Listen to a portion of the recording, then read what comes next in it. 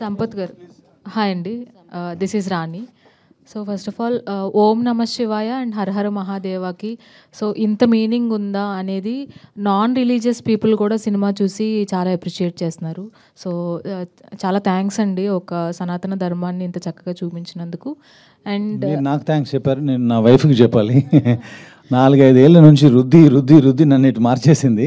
So ఓ రకంగా నా జన్మ ధన్యమైంది. అలాగే ఇక నుంచి ఎవరైనా అటువైపు ఆ దారి వైపు వెళ్తే వాళ్ళందరికీ కూడా నా లైఫ్లో ఉన్న పీస్ కానీ సంతోషం కానీ వాళ్ళ లైఫ్లో కూడా ఉంటుందని నేను నమ్ముతున్నాను. అండ్ ఇండస్ట్రీకి సంబంధించిన వాళ్ళే కాదు, బయట వాళ్ళు కూడా చాలా బెస్ట్ కాంప్లిమెంట్స్ ఇస్తున్నారు. అవునండి, అవును. సో ఇండస్ట్రీ నుంచి మీకు వచ్చిన బెస్ట్ కాంప్లిమెంట్స్ ఏంటండి? ఇండస్ట్రీ నుంచి అంటే మంచి సినిమా అని చెప్పేసి మాట్లాడారు, కానీ బెస్ట్ కాంప్లిమెంట్స్ పర్టికులర్గా ట్వీట్ ద్వారానో మెసేజ్ ద్వారానో నాకు ఎవరు చేయాల.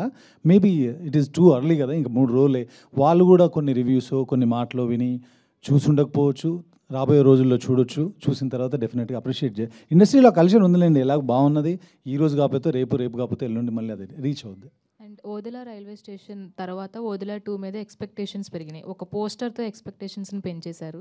నెక్స్ట్ ఓదెల 3కి ఇంకా ఎలా ఉండబోతుంది అని చాలా మంది క్యూరియాసిటీతో అడుగుతున్నారు. మీరు అడిగారు, నాకు ఒక క్వశ్చన్ అయితే కొంచెం మిస్కమ్యూనికేట్ అయింది. అలా చేయకుండా ఉండాల్సింది అనిపించింది. ఏంటంటే చివరిలో తిరుపతి సంహారం జరిగిన తర్వాత మళ్ళీ తర్వాత సైకిల్ ఎలా వచ్చింది అనేది చాలామంది, శివుడు కదా, శివుడే తనని వధించిన తర్వాత ఇవన్నీ ఎక్కడి నుంచి వచ్చింది అని అంటే, యాక్చువల్గా పార్ట్ 3కి మేము రాసుకున్న ఐడియాలో అది నేను ఇప్పుడు రివీల్ చేయకూడదు కాబట్టి, రివీల్ చేస్తేనే చాలామంది బాధపడకుండా ఉంటారు కాబట్టి చేస్తున్నా. అక్కడ చనిపోయింది తిరుపతి అని, అక్కడ కపాల మోక్షం జరిగింది తిరుపతి అని మీరు ఎందుకు అనుకుంటున్నారు అసలు? అక్కడ ఏం జరిగింది అనేది తెలియదు కదా. అది అంటే ఇప్పుడు అంటే దేవుడు చేసిన తర్వాత మీకు ఈ మాత్రం జ్ఞానం లేదా అని నాకు తెలిసిన ఒక పండితుడు నాకు మెసేజ్ పెట్టాడు. పెడితే ఆయనకు చెప్తే అవునా మరి అది ఎలా సో అందుకని ఈ మీడియా ముఖంగా నేను చెప్తున్నాను, అక్కడ ఏం జరిగింది, అక్కడ అసలు కపాలం మోక్షం జరిగింది ఎవరికి అనేది తర్వాత ఆ పరమాత్ముడు ఆశీర్వదిస్తే ఆ తర్వాత చూద్దాం.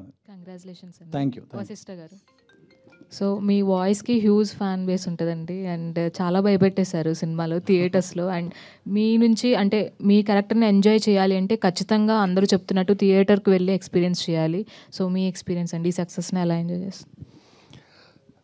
ఇట్స్ వెరీ సింపుల్ అండి. అంటే మనం నా వరకు చెప్పాలంటే it's been around some 12+ years as an actor.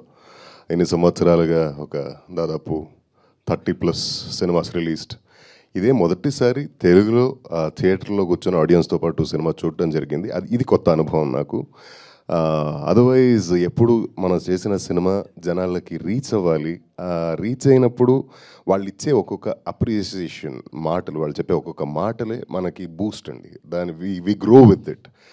And మనల్ని మన పాత్ని డిసైడ్ చేసేది మనకు వచ్చే అప్రిసియేషన్లు.